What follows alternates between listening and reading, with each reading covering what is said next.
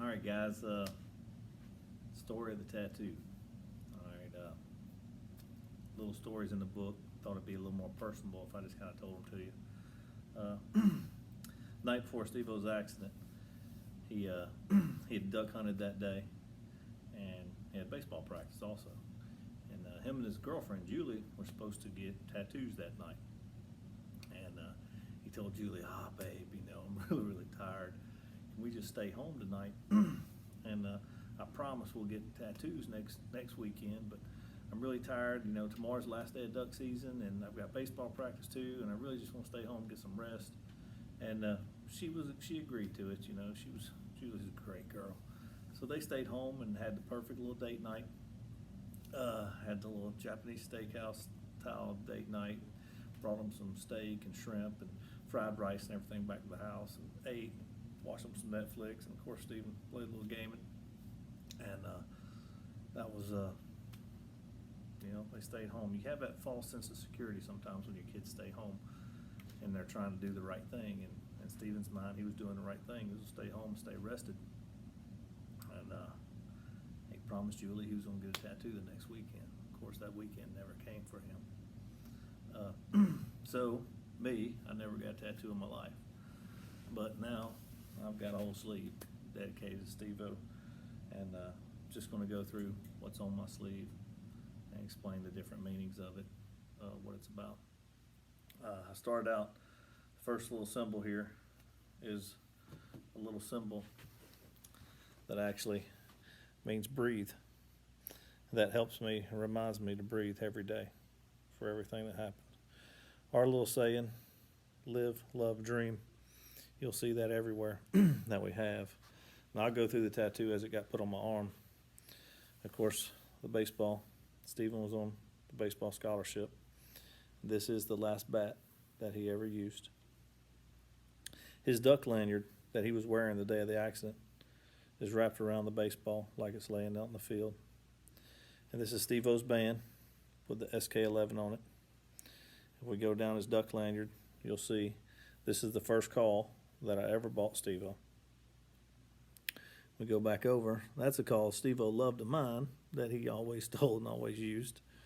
And of course, he's got a little Drake whistle there. And this duck call is a cancer awareness call that he stole from his little sister that he loved very, very dearly. And he just could never be seen. If you ever hunted with Steve-O, you usually saw that pink call. He usually got ribbed a whole lot for it, but that pink cancer awareness call was his. The cross that my buddy Paul Dugan made for me, we put into the ground when Stephen was first buried because we didn't have any markers. You'll start to notice duck feathers all throughout my arm. And the duck feathers are because during the accident, they had ducks in the back of the truck, and when I went and walked the scene, there was duck feathers everywhere. This is the time of death, 5:58 a.m., surrounded with the duck feathers, of course. These two birds that you saw back here, these are the last two birds that me and Stephen killed together. It was two blue bills. It was our very last hunt.